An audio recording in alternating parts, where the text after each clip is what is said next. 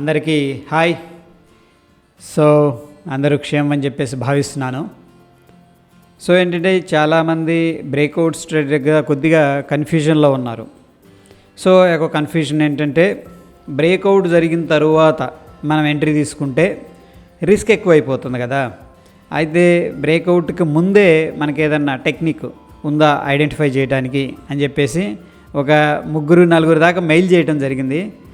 First of all ఏంటంటే మీ యొక్క ఎఫర్ట్స్ని నేను అప్రిషియేట్ చేస్తున్నాను. పర్సనల్గా మెయిల్ ఐడి తీసుకొని ఇంటర్నెట్ నుంచి కలెక్ట్ చేసి మీరు మీకున్న క్వశ్చన్ని క్లారిటీగా రాయటం అనేది అభినందనీయం అనమాట. ఎందుకు చెప్తున్నానంటే అంత ఇంట్రెస్ట్ అనేది చూపిస్తున్నారంటే డెఫినెట్గా మీరు ప్యాషన్గా ఉన్నారు సబ్జెక్ట్ పట్ల అనే ఒక దృక్పథం అయితే పాజిటివ్ దృక్పథం నాకు కలుగుతుంది. సో ఫస్ట్ ఆఫ్ ఆల్ ఏంటంటే ఐ అప్రిషియేట్ యువర్ ఎఫర్ట్స్.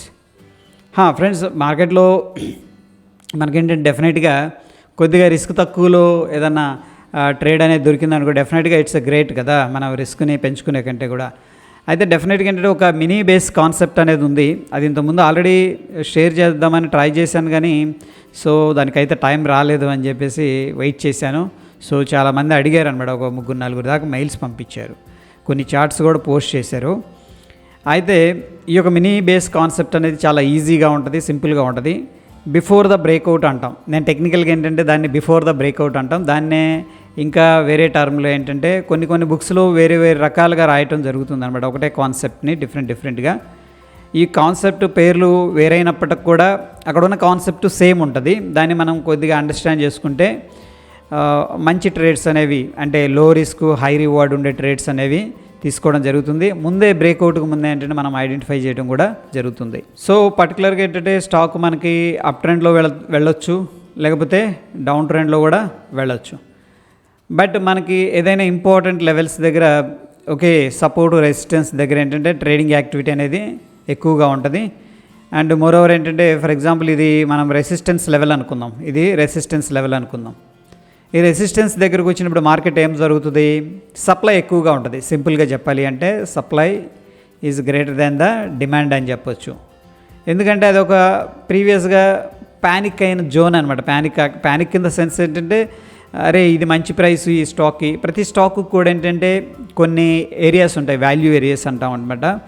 ఆ యొక్క పర్టికులర్ ఏరియా దగ్గర ఏమో బయింగ్ జరుగుతుంది, పర్టికులర్ ఏరియా దగ్గర ఏమో సెల్లింగ్ జరుగుతుంది. సో ఎనీహౌ ఇక్కడ మనం చూసుకున్నట్టయితే రెసిస్టెన్స్ దగ్గర ఏముంటుందంటే సప్లై అనేది ఎక్కువగా ఉంటుంది డిమాండ్తో కంపేర్ చేసినప్పుడు జనరల్గా. అయితే ఈ యొక్క పర్టికులర్ లెవెల్ దగ్గర బ్రేక్అవుట్ అనేది జరిగింది అంటే మీనింగ్ ఏంటి, మనకి ఇక్కడ సప్లై అనేది అయిపోయింది. ఎవరైతే మార్కెట్లో సెల్ చేద్దామని వచ్చారో వాళ్ళందరూ కూడా క్లియర్ అయిపోయారు. వాళ్ళు సెల్ చేసుకున్నారు. వాళ్ళ దగ్గర నుంచి బై చేయటం అనేది జరిగింది. ఓకేనా. ఇప్పుడు ఏమవుతుందంటే డిమాండ్ బూస్ట్ అవుతుంది అనమాట. ప్రీవియస్గా సప్లై ఉంది, సప్లై మొత్తం కూడా అమ్మేసే వాళ్ళందరూ అయిపోయారు. ఇప్పుడు ఏమవుతుందంటే డిమాండ్ క్రియేట్ అవుతుంది. ఏది సక్సెస్ఫుల్గా బ్రేక్అవుట్ అనేది జరిగితే, బ్రేక్అవుట్ ఎలా చెప్తాం మనం, ఓ మంచి క్యాండిల్ ఆ యొక్క లెవెల్ని దాటి క్లోజ్ అయిపోయి పైకి వెళ్ళింది అనుకోండి, డెఫినెట్గా అక్కడ ఏదైతే రెసిస్టెన్స్ అనుకున్నా ఆ రెసిస్టెన్స్ అనేది నో మోర్ రెసిస్టెన్స్, ఇంకా రెసిస్టెన్స్ లాగా ఉండదు. బట్ అయితే ఒక్కొక్కసారి ఏంటంటే మనం ట్రేడ్ తీసుకోగానే పెద్ద క్యాండిల్ ఉందనుకోండి, అప్పుడు ఎంట్రీ పైలో తీసుకున్నాం, పైన ఈ హైలో మనకి రిస్క్ ఏంటంటే పెరిగిపోతుంది అన్నమాట. ఆ స్వింగ్ దగ్గర పెట్టాల్సి వస్తుంది. అయితే ఈ యొక్క బ్రేక్అవుట్ జరగకముందు చూడండి ఇలా ఉంది, మనకి రెసిస్టెన్స్ అనుకుందాం. ఇది మార్కెట్ ఇక్కడికి వచ్చింది, దాని తర్వాత మళ్ళీ ఇది రెసిస్టెన్స్ పాయింట్. ఈ యొక్క రెసిస్టెన్స్ బ్రేక్అవుట్ అవ్వక ముందు మనకేం జరుగుతుందంటే మార్కెట్ మినీ బేసెస్ అనేది క్రియేట్ చేస్తుంది అనమాట. ఆ యొక్క మినీ బేస్ని మనం కరెక్ట్గా అండర్స్టాండ్ చేసుకుంటే ఇక్కడ ఎంట్రీ తీసుకునే బదులు ఫర్ ఎగ్జాంపుల్ బ్రేక్అవుట్ అయిన తర్వాత ఈ యొక్క పర్టికులర్ క్యాండిల్ అనేది ఇక్కడ క్లోజ్ అయింది అనుకుంది, ఇది క్లోజ్. ఇక్కడ ఎంట్రీ తీసుకునే బదులు మనం ఏంటంటే ముందు ఇక్కడ కొద్దిగా రిస్క్ అనేది చేయొచ్చు, అండ్ స్మాల్ రిస్క్ అనేది ఇక్కడ తీసుకొని స్టాప్ లాస్ పెట్టుకోవచ్చు. అండ్ రివార్డ్ ఏంటంటే ఈ పాయింట్ దగ్గర నుంచి కూడా మనకి చాలా ఎక్కువ ఉంటుంది అనమాట. ఇక్కడికి ఆల్రెడీ మంచి ప్రాఫిట్ వస్తుంది, maybe 10%, 20%, 30%, even 5%. Okay, that is the distance బట్టి ఉంటుంది అనుకోండి. ఈ యొక్క మినీ బేస్లో ఏం జరుగుతుందంటే బిఫోర్ ద బ్రేక్అవుట్ అని చెప్పేసి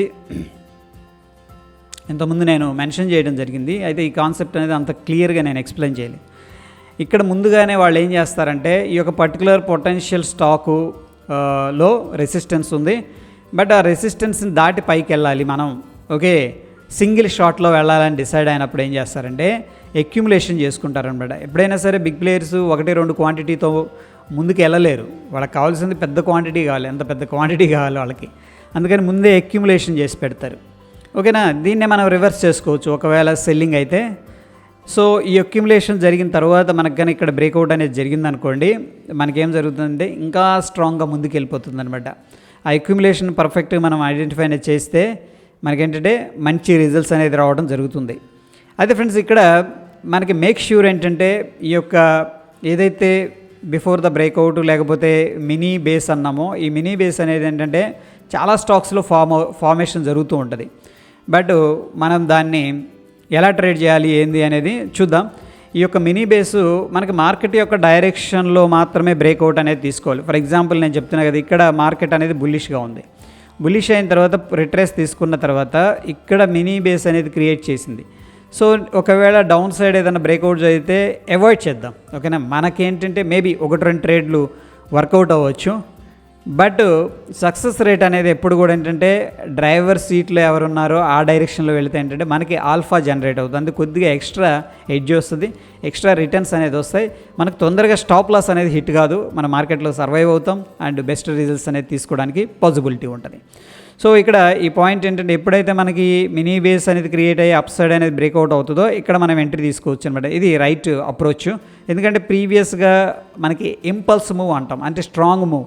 అసలు వాళ్ళు స్ట్రాంగ్గా పైకి వచ్చిన తర్వాత రిట్రెస్ తీసుకుంటారు. ఓకేనా, కొండ ఎక్కారు, కొద్దిగా హాల్ట్ తీసుకుంటారు అనమాట. అంటే అక్కడ ఎనర్జీని మళ్ళీ రీగైన్ చేసి మళ్ళీ ఏం చేస్తారంటే వాళ్ళ యొక్క ట్రెండ్ అనేది రెజ్యూమ్ చేస్తారు. ఇది వెరీ బేసిక్గా కాన్సెప్ట్ అనమాట. అయితే ఇక్కడ ఒక ఎగ్జాంపుల్ 2 ఎగ్జాంపుల్ అనేది చూస్తే మేబీ మీకు ఐడియా రావచ్చు. ఇక్కడ ఒక ఎగ్జాంపుల్ అనేది చూద్దాం. దీంట్లో ముఖ్యంగా ఏంటంటే మనకి ఒక రెసిస్టెన్స్ పాయింట్ అనేది కనిపిస్తుంది. చూడండి, ఈ యొక్క పాయింట్ దగ్గర మనకి రెసిస్టెన్స్ ఉంది. రెసిస్టెన్స్ ఎందుకు, మార్కెట్ అనేది రిట్రేస్ అయింది. దాని తర్వాత సేమ్ లెవెల్ దాకా వచ్చింది. సేమ్ లెవెల్ దాకా వచ్చినప్పుడు మళ్ళీ రిజెక్షన్ చేశారు. ఇది రిజెక్షన్ క్యాండిల్, మళ్ళీ స్టాక్ అనేది కిందకి రావడం జరిగింది. దాని తర్వాత మనం అబ్జర్వ్ చేస్తే ఇక్కడ ఒక బేస్ క్రియేట్ అయిన తర్వాత స్లోగా మార్కెట్ ఏంటంటే పైకి వెళుతూ ఉంది. అయితే మనం ఈ యొక్క పర్టికులర్ లెవెల్ దగ్గర ఎంట్రీ ఎక్కడ తీసుకుంటాం జనరల్గా అయితే ఈ యొక్క బ్రేక్అవుట్ అనేది జనరల్గా వాచ్ చేస్తాం. మనమే కాదు, చాలామంది వాచ్ చేస్తూ ఉంటారు ఇక్కడ. బట్ ఫ్రెండ్స్, మనకి ఏంటంటే బేస్ మినీ బేస్ అన్నాం కదా, ఆ మినీ బేస్ ఫార్మేషన్స్ అనేవి జరిగితే మాత్రం మంచి ట్రేడ్ అనేది దొరుకుతుంది. దానికంటే ముందే మనం ఎంట్రీ తీసుకోవచ్చు అనమాట. సో ఈ యొక్క పర్టికులర్ లెవెల్ దగ్గర నేను మార్క్ చేస్తాను, దాన్ని అబ్జర్వ్ చేయండి. ప్రీవియస్గా ఇక్కడ ఒక పాయింట్ దగ్గర మార్కెట్ స్ట్రగుల్ అయింది, రైట్. అంటే ఇక్కడ ఆబ్వియస్గా రెసిస్టెన్స్ అనేది స్ట్రాంగ్గా ఉందని చెప్పేసి అర్థమవుతుంది. స్ట్రాంగ్గా రెసిస్టెన్స్ కిందకు వచ్చిన తర్వాత మళ్ళీ పైకి వెళ్ళింది. ఈ యొక్క రెసిస్టెన్స్ దగ్గర ఏంటంటే చేయలేకపోయింది, బ్రేక్అవుట్ చేయలేకపోయింది. బ్రేక్అవుట్ చేయటం అంటే సక్సెస్ఫుల్గా గ్రీన్ క్యాండిల్ అనేది క్లోజింగ్ ఇవ్వలేకపోయింది. దాని తర్వాత మనం ఈ యొక్క మినీ బేస్ని అబ్జర్వ్ చేయొచ్చు. ఈ 2 పాయింట్స్ తర్వాత ఓకే, మనకి 61 దగ్గర ఓకే స్ట్రాంగ్ రెసిస్టెన్స్ అనేది కనిపిస్తుంది. బట్ మనకి ప్రైమరీ ట్రెండ్ ఎలా ఉంది, అప్ సైడ్ ఉంది. గుర్తుపెట్టుకోండి, ఈ యొక్క పర్టికులర్ స్టాక్ అనేది 52 వీక్ హైలో కూడా రావటం అనేది జరిగిందనమాట. ఓకేనా, సో 52 వీక్ హై స్టాక్స్ వచ్చినప్పుడు కానీ, ఆల్ టైమ్ హై స్టాక్స్ వచ్చినప్పుడు కానీ మీరు వాచ్ లిస్ట్లో పెట్టుకొని మినీ బేసెస్ అనేవి చాలా ఫార్మేషన్ జరుగుతూ ఉంటాయి. ఈ మినీ బేస్ కానీ మీరు ఐడెంటిఫై చేశారంటే ఓకే తొందరగా ప్రాఫిట్ వచ్చే అవకాశం ఉందన్నమాట. క్విక్ మూమెంట్ అనమాట ఇది. ఓకే, సో మనం లాంగ్ టర్మ్ ఇన్వెస్ట్ కోసం 4 ఇయర్స్ 1 ఇయర్ 2 ఇయర్ వెయిట్ చేసే పని లేకుండా కరెక్ట్గా మినీ బేసెస్ అనేది మనం పర్ఫెక్ట్గా ఐడెంటిఫై చేసి కరెక్ట్గా యాక్షన్ అనేది తీసుకుంటే తొందరగా రిజల్ట్ వస్తుంది. ఓకే, అయితే ఈ యొక్క పర్టికులర్ పాయింట్ని మనం అబ్జర్వ్ చేసుకున్నట్టయితే పుల్ బ్యాక్ అయిన తర్వాత ఇక్కడికి వెళ్ళిన తర్వాత చూడండి, అబ్జర్వ్ చేయండి. ఇక్కడ చాలా కన్సోలిడేషన్ తీసుకొని ఇక్కడ ఒక మినీ బేస్ అనేది క్రియేట్ అయింది. ఇక్కడ ఈ లెవెల్ దగ్గర అబ్జర్వ్ చేయండి, ఇది బ్రేక్అవుట్ అయింది ఈ క్యాండిల్లో. సో ఆబ్వియస్గా ఏంటంటే మనం ఈ బ్రేక్అవుట్ దాకా వెయిట్ చేయాల్సిన అవసరం లేదు. ఈ యొక్క బ్రేక్అవుట్ దగ్గరే ఎంట్రీ తీసుకోవచ్చు. ఎందుకు, మనకేంటంటే ఇది రెసిస్టెన్స్ లెవెల్. ఆబ్వియస్గా ఈ యొక్క రెసిస్టెన్స్ లెవెల్ అనేది అందరూ వాచ్ చేస్తున్నారు. బట్ బిఫోర్ దట్ ఏంటంటే మనకి ఇక్కడ ఒక కన్సోలిడేషన్ అంటే మినీ బేస్ అనేది ఫార్మేషన్ జరిగింది. మినీ బేస్ ఫార్మేషన్ జరిగింది కాబట్టి మనం ఏం చేయొచ్చు అంటే ఈ యొక్క లెవెల్ దగ్గర ప్లాన్ చేసుకోవచ్చు. అయితే ఇది ఆల్రెడీ ఈ క్యాండిల్ మనకు కన్ఫర్మేషన్ లేదు కదా. ఇక్కడ చూడండి, ఇదేమో సెల్లింగు, ఇది సెల్లింగు, ఇది సెల్లింగు. ఈ క్యాండిల్ క్లోజ్ అయిన తర్వాత మనకు కన్ఫర్మేషన్ వచ్చింది కదా. సో ఆబ్వియస్గా అదే క్యాండిల్ ఈ మేజర్గా ఏదైతే రెసిస్టెన్స్ ఉందో ఆ యొక్క లెవెల్ని కూడా బ్రేక్అవుట్ చేసి పైకి వెళ్ళటం అనేది జరిగింది.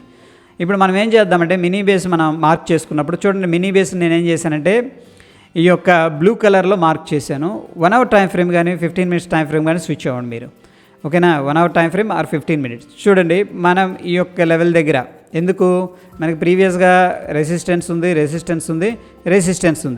ఇక్కడ కొద్ది కన్సోలిడేషన్ తీసుకుంది, ఇన్సైడ్ క్యాండిల్ ఫార్మేషన్ జరిగింది ప్రీవియస్ క్యాండిల్ మొత్తంలో.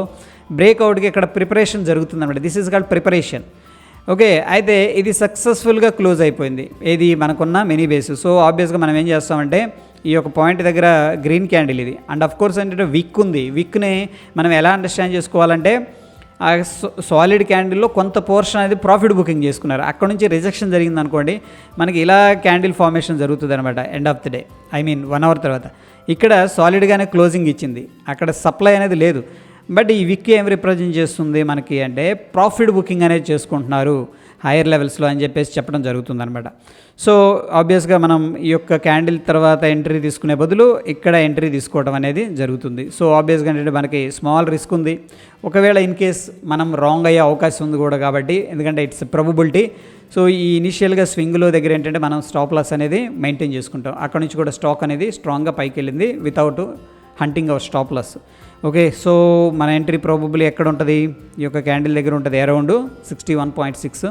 ఇప్పుడు ఎక్కడుంది 75 ఉందన్నమాట. ఇన్ టర్మ్స్ ఆఫ్ పర్సంటేజ్ అనేది చూసుకున్నట్టే మనం తీసుకున్న రిస్క్ వచ్చేసరికి 3%. ఓకే, మనం తీసుకున్న రిస్క్ 3%, మనకు వచ్చిన రివార్డ్ 20% అనమాట. ఓకే, సో దగ్గర 1:7 అనేది రావడం జరిగింది. ఈ విధంగా మినీ బేసిస్ చాలా స్టాక్స్లో ఫార్మేషన్ జరుగుతాయి. అయితే ఇక్కడ టిప్ ఏంటంటే ఇస్తున్నాను, ఎటువంటి స్టాక్స్లో మనం ఈ మినీ బేస్ని ఐడెంటిఫై చేస్తే బెస్ట్ రిజల్ట్స్ వస్తాయి అంటే, ఏదైతే 52 వీక్ ఆల్ టైమ్ హై దగ్గర ఉందో అటువంటి స్టాక్స్లో ఆల్రెడీ మొమెంటం ఉంది. మొమెంటం తర్వాత రిట్రేస్ తీసుకున్న తర్వాత ఈ యొక్క పర్టికులర్ మినీ బేసిస్ అనేది ఫార్మేషన్ జరిగిందంటే మనకేంటంటే బెస్ట్ రిజల్ట్స్ అనేది వస్తూ ఉంటాయి ఫ్రెండ్స్. అది మినీ బేసిస్ గురించి. స్టిల్ మీకు ఏదన్నా డౌట్స్ ఉంటే మాత్రం కింద కామెంట్ రూపంలో అడగండి, ఓకేనా.